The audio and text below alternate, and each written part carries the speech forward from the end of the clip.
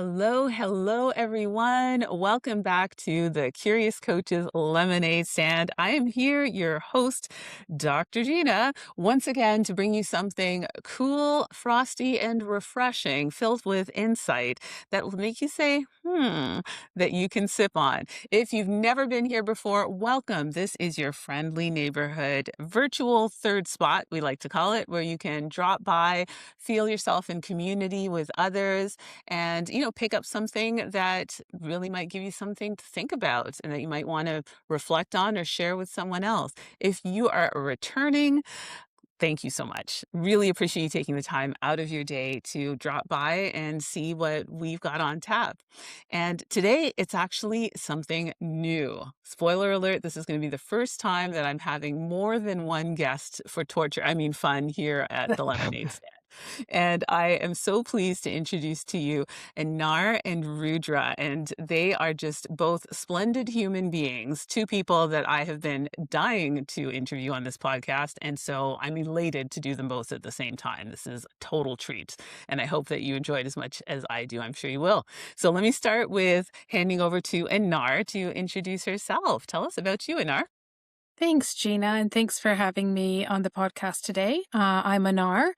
I am an equity, diversity, and inclusion and HR consultant, and I try to focus my energy in working with organizations at the intersection of those two areas. Awesome. Thank you so much. And I've had the pleasure of working with and on this important work in the past, and she's a powerhouse. So very grateful for your presence today. And now over to Rudra, who, how many years now have we planned to do a podcast together? This is no new thing. This is Several something we've years. been trying to get to. So over to you, hmm Rudra. Tell the people who you are. Okay. Well, thanks for having me, Gina. My name is Rudra. I'm in the HR tech industry. I'm a project manager. I've been working in this industry for over 15 years, doing transformation projects both nationally and internationally. So, having the opportunity to share some of my experience with Gina and Anar, looking forward to the conversation. Thank you. Awesome. Thank you both. And so this conversation, if I were you, dear listener, I'd be thinking, okay, what are they going to talk about? You've got these two professionals. Where are they going to go with this? We're going to keep it kind of loose and open, but really and truly, what we're all kind of focused on is the fact that it's New Year. And what does a new year mean to people? It's often a time for new intentions. I don't like the term resolutions. I don't know how you guys feel about that, but to me, resolutions are just things that get broken by the time you get to MLK Day. So I think intentions, they have more of a purpose behind it. But let me actually start with that as the first question. Do you make New Year's resolutions or intentions or something or nothing else altogether? Yeah, that's a good question. And actually, it's a question that I've been having with a lot of close friends and family. For me, I think gone are the days of resolutions. For me, it's more about setting an intention or a theme that's really aligned to values, to personal values. And it's not just for the year. I think when I think about the theme or the intention for the year, it's something that's ongoing, but perhaps something that you ignite at this time of year. I love that. She's always been one for a way with words. Yeah. So I love the feeling that gives me of it's something you ignite and it's not even, you're not even limiting it to a year, much less the couple weeks that I say they tend to fizzle out in. Thank you. What do you think, Ruja? What are your thoughts on that? I think I have something like intentions. I think long gone are the resolutions, but I think years ago I had read Seven Habits by Stephen Covey, Mm, and one particular thing that he talked about was creating your own personal mission statement.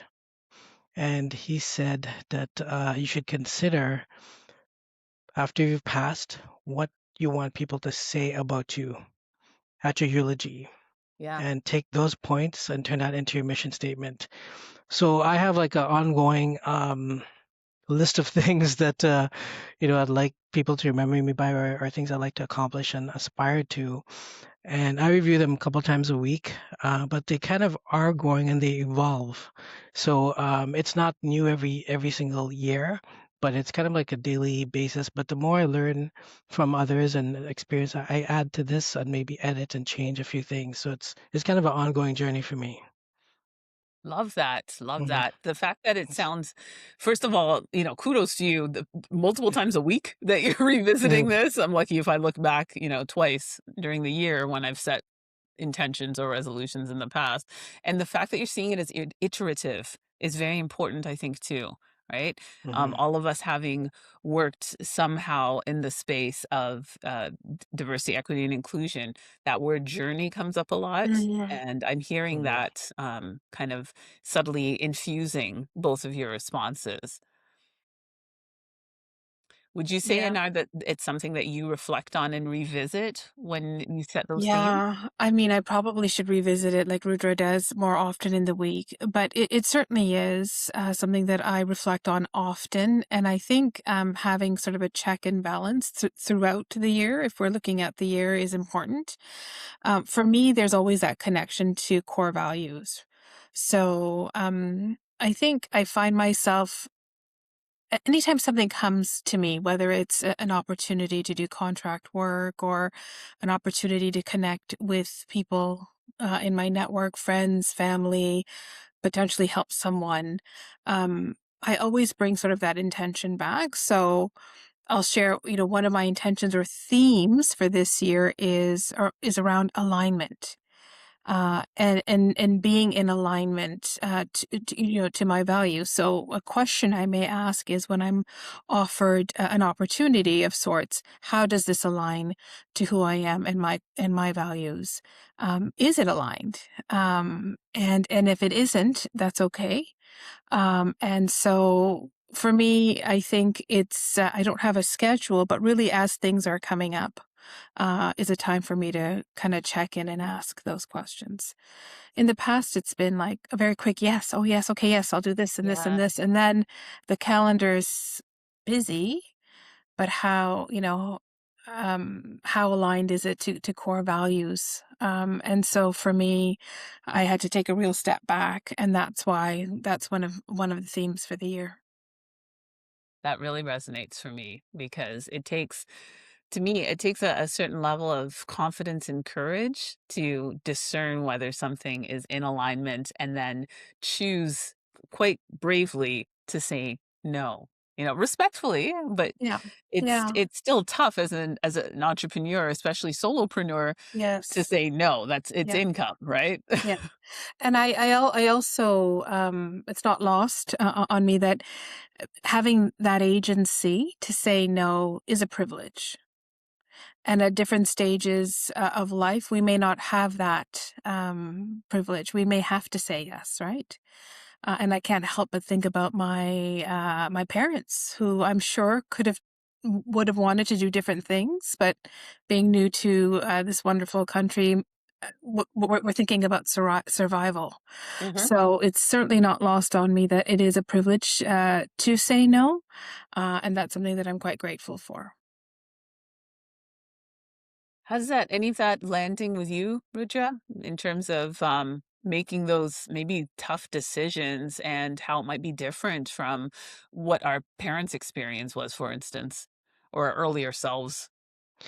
Well, that's a really good point because as and I was speaking, I was thinking back to my childhood and things like that. And as you're growing up, I feel your parents, they instill certain morals and values and things that you should do.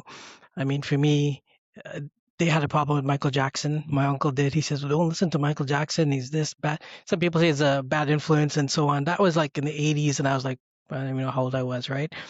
And you don't really know what's bad until, I'm going to say this, you sort of you have exposure to it until you're actually tested. And you may make a couple of bad decisions.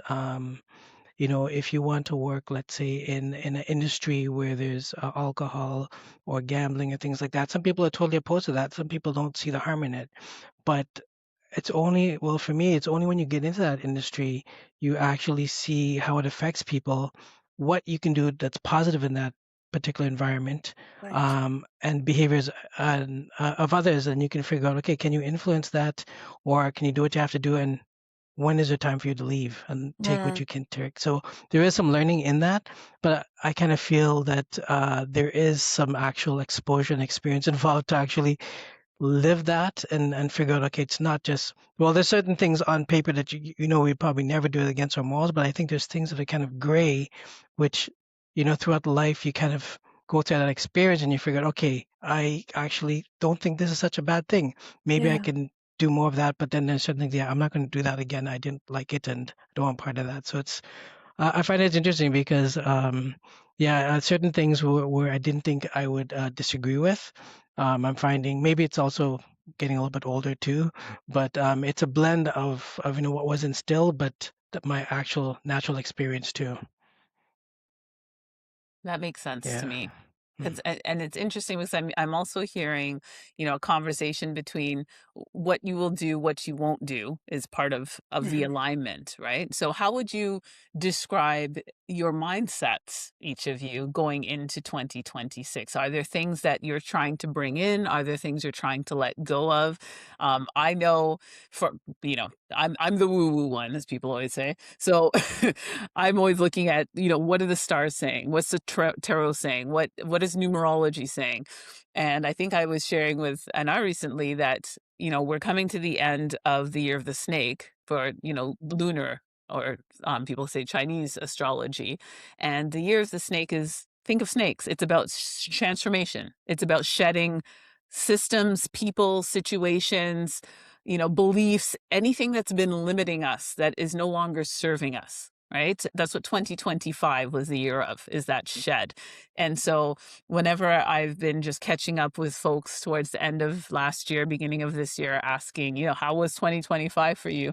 I've yet to hear someone say it was splendid, best year ever. Like most people say, oh, it's been a year, or lots of changes this year, or I learned some things I never thought would come across, my dashboard this year. And that doesn't surprise me, given that aspect. Numerologically, it was a 9 year. Nines are Mm. always the end of cycles. It's the wrapping up. It's what lessons have you learned and what are you taking with you from those situations, those contexts that you learned from, and bringing to the next year, which is this year, is a 1 year. It's a fresh new start, new beginning.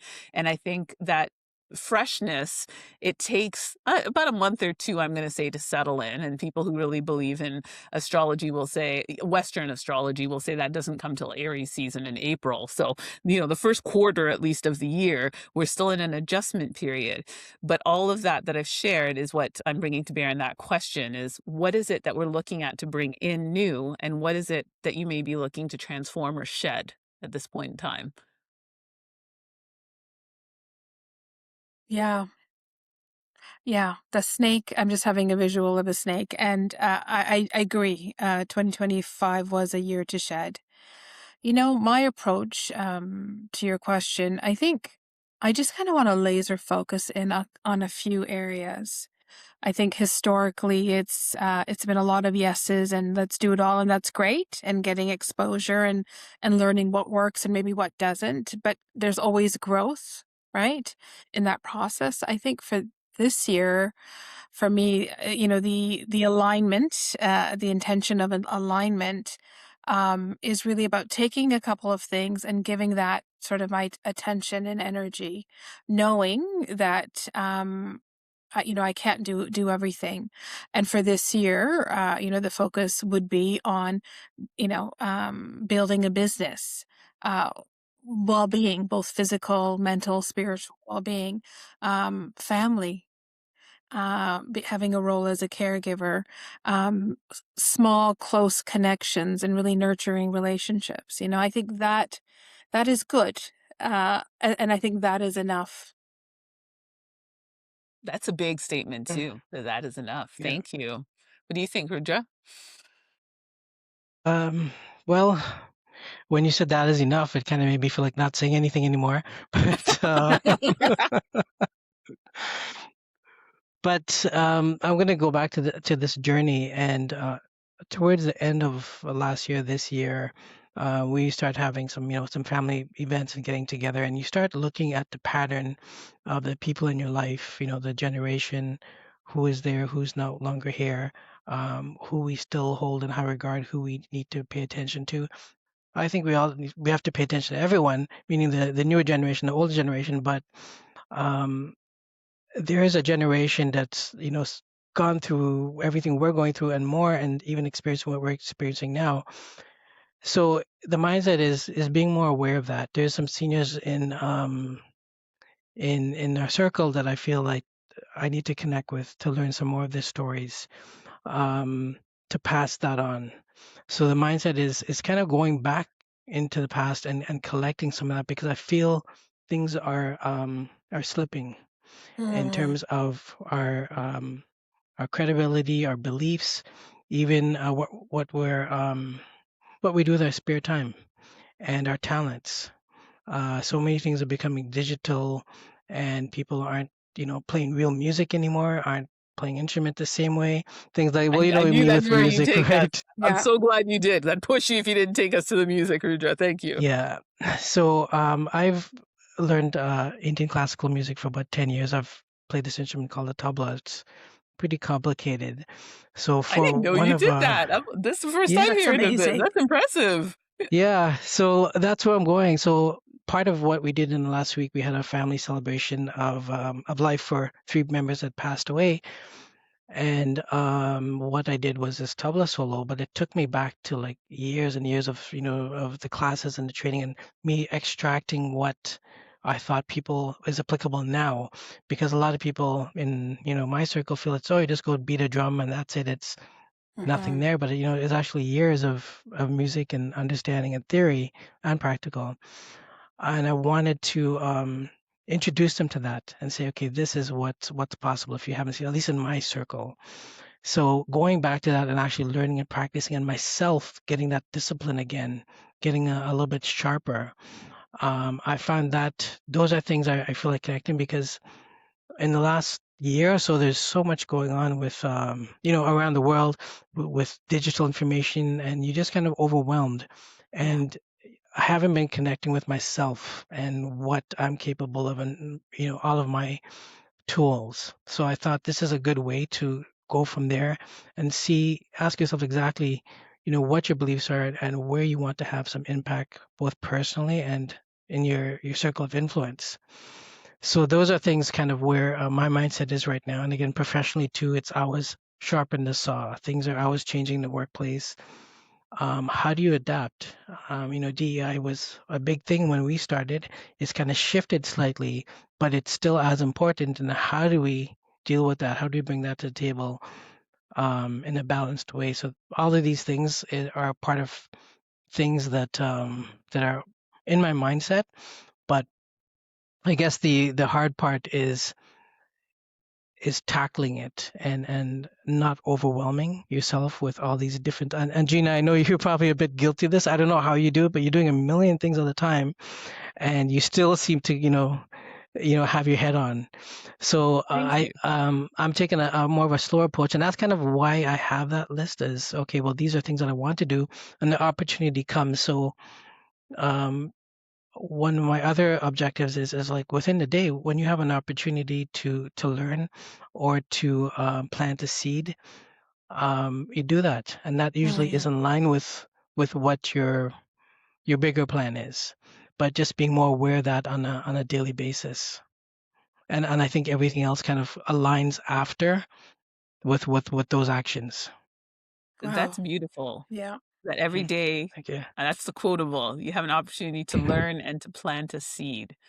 I have to say that when it comes to, since we brought up that our big topic of DEI, hearing your commitments, both of you, to how you want to, shape your intentions and to be very intentional about how you're facing this new year. the word that comes to mind is reassuring. It is reassuring to me to know that people who are involved in, who think about, who are practitioners of this kind of work of including and belonging, helping others belong, are spending the time to grow their self awareness and be self reflective and go even deeper to peel back even more layers. Because if you're not already a self aware person, you can't be doing this work. But recognizing, just like we always say, DEI is a journey, it's a continuous journey for us. I know, Roger, you used the term evolution earlier. That's what it is, right? And so I love that I'm almost seeing a simultaneous, and it makes sense between a 9 and a 1 year, that we're looking forward and looking back, right? Mhm. I'm hearing, what are the intentions you're putting forward? What do you want to do differently in this new year and moving ahead of that even? But, and what you just shared there, Ruder, I'm hearing the grounding in your roots, your history, your Mm. culture. Yeah, I'm so excited that you're playing tabla. We've never talked about this. I have a great Mm. admiration for that particular instrument, all right? Mhm. And it comes Okay. from probably from a decade of teaching Caribbean studies at York Mm. and diving into. I went real deep on chutney soca at one point, and Wow. and so that was where I ended up Wow. learning about the tabla drum. Yeah. And I'm like, this Okay. drum is wicked. Like, if there's Mhm. one instrument I'd want to study around the world, it would be drums, probably for obvious reasons. And Mhm. so that connecting, that Yeah. grounding, it's so much a part of the work of DEI, and you're doing it, in yourself for yourself as well, right? So that you can move you forward, but also that aspect of legacy, of learning and planting. That's really sticking with me. Yeah. Yeah. Thanks. I love I love the drums as well. And I always say it's the first instrument that we hear, even when we're in vitro, because we're Heartbeats, hearing the beat heartbeats. Yes. of our mom's heart. Yeah, there's something that just evokes, that opens up. And tabla in particular, it's so complicated, but Mhm. the sound is it's so easy on the ears. Yeah, yeah, very soothing. Wow, that's great. I think Rudra needs Mhm. to do like a demo for us Yeah. sometime. Perhaps. I think Performance, that would be so nice. we were talking about doing this with music involved too, right? Initially, Yeah. Gina. Yes, we Yeah. So were. who knows? I think Yeah. that's still something to come. Yeah. You're personally inspiring me too, because something here's the I don't even know if you two know this about me. Ruja, you may have heard it, but I used to sing a lot. I used to perform a lot.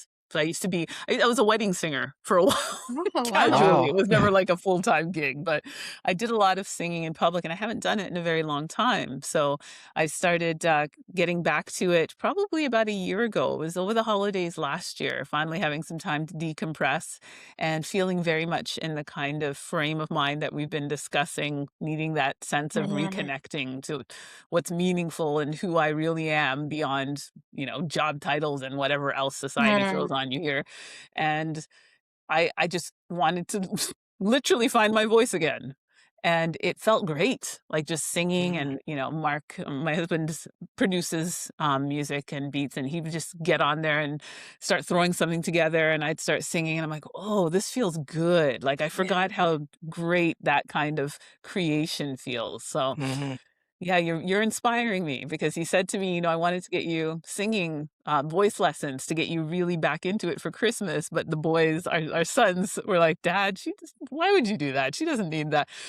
And I'm starting to think, maybe he had something there. Mm.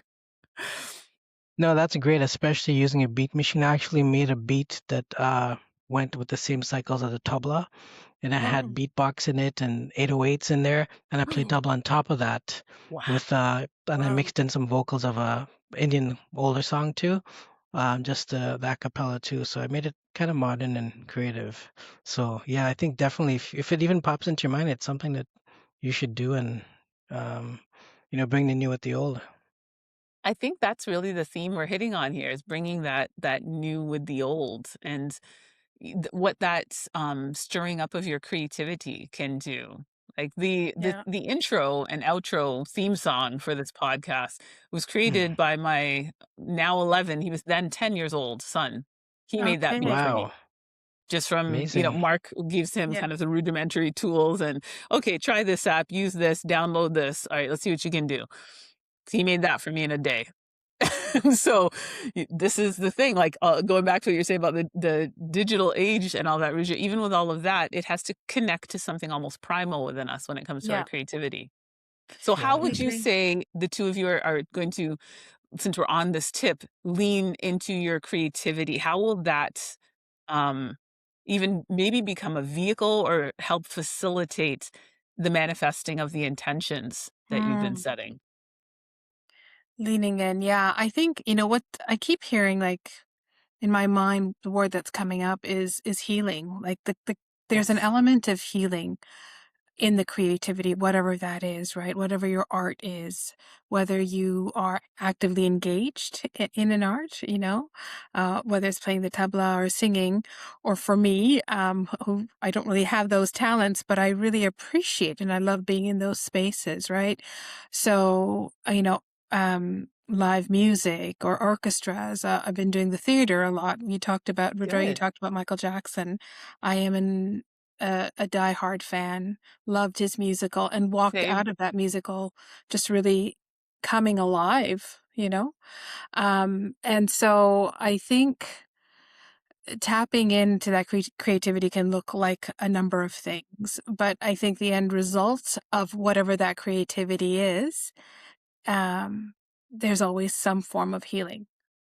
I can't think of a time where I didn't feel even a little bit, healed or a sense of, um, a recharge or looking at the world differently or feeling energized. And, I consider all of those things forms of healing. So, Agreed. I think that's the role of creativity. And maybe it with the theme of alignment is aligning to that which is creative, that which heals. I would definitely agree with that. Yeah, the healing part, I think we talked about that a week or two ago, Gina. And I think healing, the opportunity for it is subtle. Sometimes in so many transactions you do within the day. And this event that I was talking about a week ago with, the memorials was definitely a healing moment for me to bring this, piece of music back, but also to talk about our parents in a different way with the stress that they had to acknowledge their roller coaster life, their mental health, their depression, their anxiety, the stuff that they carried with them to the grave. I think acknowledging all of that is acknowledging part of your pain and your Yeah. history too. Yeah. So that part of that history, that healing just happened to me just literally last week, and it's still happening. But I'm also realizing part of the healing for me is enabling others and not just doing everything for yourself, but sort of delegating and shifting some of the responsibilities or things that you need to do. Even if it's, let's say we have a musical night, yes, giving someone an instrument, a shack or something, to say, hey, play Hmm. that, get them Yep. involved, because I saw that and realized, yeah, you know, that's probably what some person is waiting for, and maybe that's a healing moment for them too. you know Yeah. Yeah. so I think sharing that is was part of it, and just Yeah. kind of looking at some of the certain transactions you have during the day, things that you wanted to say, things that you should say. To me, sometimes carrying that, you have to get over it, and then you have the opportunity again to heal, to actually say something. um, in the last couple of months, for some reason, I've been raising difficult conversations in conversations with family, in, let's say, birthday parties. 95th birthday party, I'm talking about what my aunt had to deal with. It was interracial marriages. Her family was one of the first in our family, 20, 30 years ago, and what she had to That's a deal with burden. and all of that. Yeah. Mhm. So that was something no one would talk about, but to me now her family looks like a Benetton commercial. Mm. People from That- Nepal, from That's what we always America. called our family photos, Benetton commercials. Yeah. So I think just being a little bit more open for me, and acknowledging and looking some of those things that kind of suppress, and maybe just saying something, to me, it's just a start that can trigger other healing too. Yeah. That's amazing. Yeah, it's amazing what through our healing or our intention, what that creates for others. I think, and thank you for the reminder, Rudra, that, it's not always about us or me, it's not always about, it's about what we do for others. And in that expression of creativity or whatever it is that we're doing, that, there's such healing. And at the end of the day, I think that's what the human experience is supposed to be, right? It's not just about me, it's about all of us. Yeah. Yeah. Yeah. Yeah, and it's Healing. funny, I'll share this, where you talked about sort of the elders. I think about my late father as well, and all the lessons along the way. And growing up, you're like, yeah, okay, Dad, but now that he's no longer here, I can hear him in my ear, and everything that he used to talk about, or the things that were really important to him, like connection and family, and helping your neighbors, and taking time to pray, to ask, your responsibility. I mean, right up until the time he passed away, my father was still recycling and composting, so these are things that um, I really, really appreciate. And they're simple. And it's, I guess it's only in thinking about, our elders and our ancestors that we're reminded of that. So yeah, I appreciate you mentioning that. Thank you. Indeed. It's making me think So, of Gina, I've an got one adage I question use for you. often, which is hurt people, Mm. yet and healed people heal people. And so I think, healing in a world where you can turn the news on for exactly 18 seconds and probably see something that breaks your heart, Yeah. um, Yeah. it's really an important reminder for me to think, yeah, and also when you're in a state of healing yourself, you can work to heal others almost unintentionally. And what you're both sharing, being, around you, I don't see how family members, in your case, for example, Rudra, and in these events that you've been attending, yes, they're sad events, but I always think of, funerals and these as the other side of that coin, the celebration of life. Mm, And when you think of it from that perspective, there is a whole kind of Pandora's box of healing opportunities that can be mm, afforded by even the getting together of family for those kind of events, right? Because how many of us say, I haven't seen you from the last funeral, from the time so and so died, right? And that's the only time you get to see some members of your family, especially I find as I get older. That's a terrible way to keep meeting people again, but that happens. And so knowing that, what happens at those celebration of life gatherings to me is nothing short of magical. The level of healing that can occur in those conversations, in the jokes, in the laughter, and even, speaking words to the feelings, the thoughts, the things about people that we never did before. There's such empowerment in that. yeah. Yeah. It's a part of the legacy. Yeah. Yeah. And it's part of the circle of life. I can hear Lion King in Yeah. my head right now. Mhm. Yeah. That's right. Rudra, you were going to ask Gina a question. Yeah, I was, and it's something that you said a little while ago about, this being a new year, and it's the I think the closing of the year of the snake. Yes. Oh, I didn't say Yeah. the upcoming year is the year of the fire Oh, yeah. horse. Okay. So that's what's So coming in next month. so that's what I wanted to ask about is this this collective influence of something like the year of the horse. Just your thoughts on how um like a particular year, a particular time can have influence over so many people in different ways. Mm, I just find that amazing. I know we all, in our culture, we have karma and we have our own astrology and things like that, based on our birth time and all of that. So there's that stuff we have to deal with. But I also agree with, certain years have different things, but I don't know much about it. And I know it seems like you know a little bit about each year and what each year describes. But what are your thoughts on how you see that, let's say, a whole year and the influence of that year, the effect it has on people. Yeah. And if we could just kind of talk about like, okay, for the upcoming year, this is what it represents, and in general, this is how it usually affects people. I find that fascinating when you say that, and I'm just kind of interested in learning more about that influence. Because right now, with the start of this year, with everything that's happening with Venezuela and the States and so on, you know, it's Yeah. interesting. And this So is I just why wanted your thoughts. it's such a combustion point. As I said, it's a Hmm. dramatic, right? That like when you flip Hmm. from a 9-year to a 10, you're literally leaving a cycle that has lasted almost a decade and starting a new one, right? So that's going to kind of bring things to a head, which is definitely what we're seeing geopolitically. So I'll Mm-hmm. start by saying I see all of these things, numerology, astrology, tarot, and there's so many different forms of each of these too. There's Eastern, Western, but within Eastern and Western, there's a bunch of different schisms and splits too. So I won't pretend to be, any kind of um, professional when it comes to knowledge on all of them. But what I will say is I know enough about each of them and care enough about them that I would describe it as almost like esoteric or spiritual meteorology. When you ask how does this, I feel like it's the weather. This is the kind of the spiritual, the vibes weather that we're dealing with for that Mm-hmm. particular period of time. So in answer to your question, if I think of a fire horse year, so there's always in the Eastern astrology, each year has a particular element attached to it.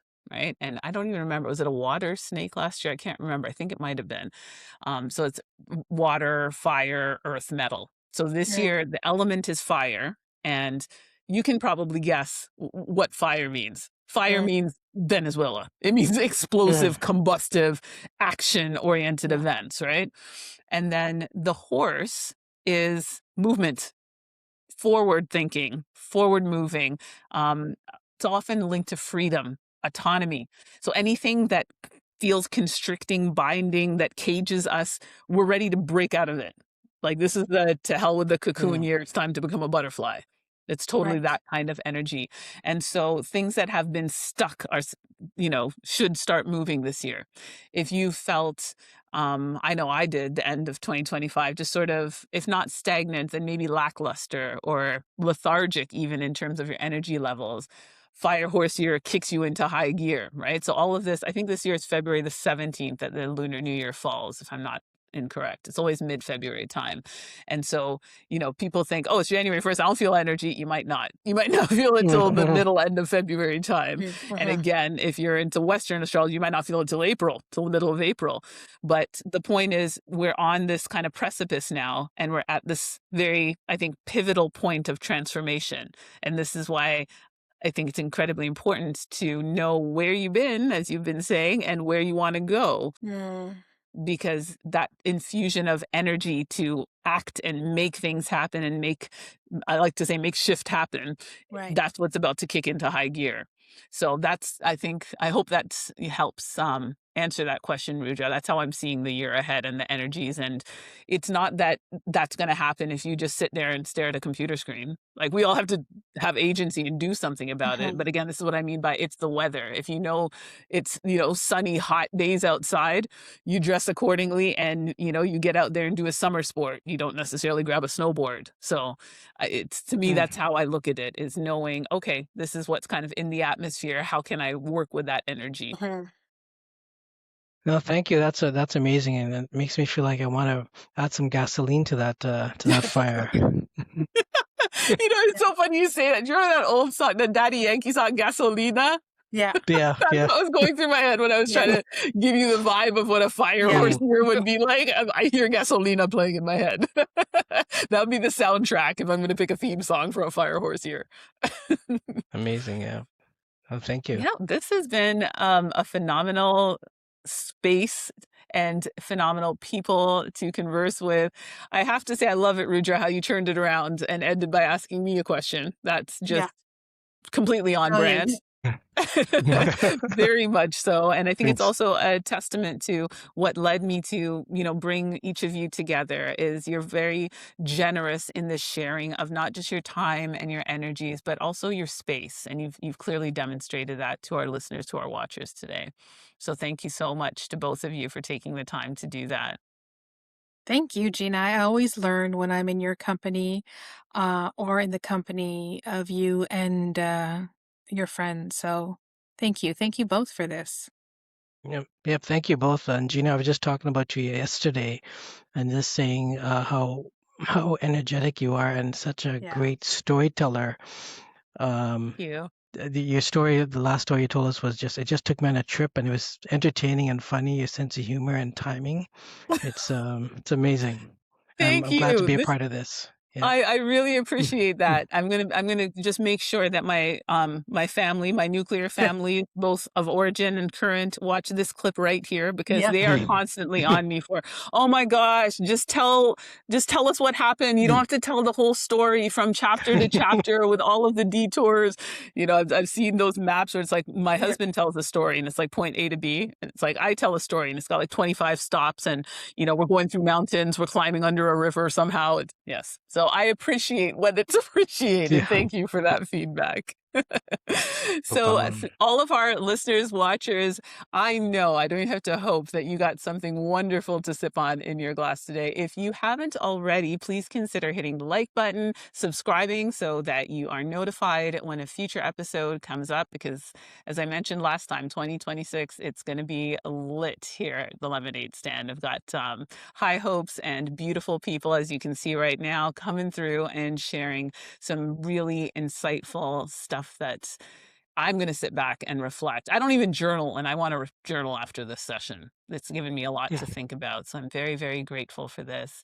So, yes, please offer to share this with anyone else that you think might be useful. And of course, once you're subscribed, you can always comment, give us feedback, let us know what you loved, what you'd love to see in a future episode. Always appreciate that from everyone that takes it in as well.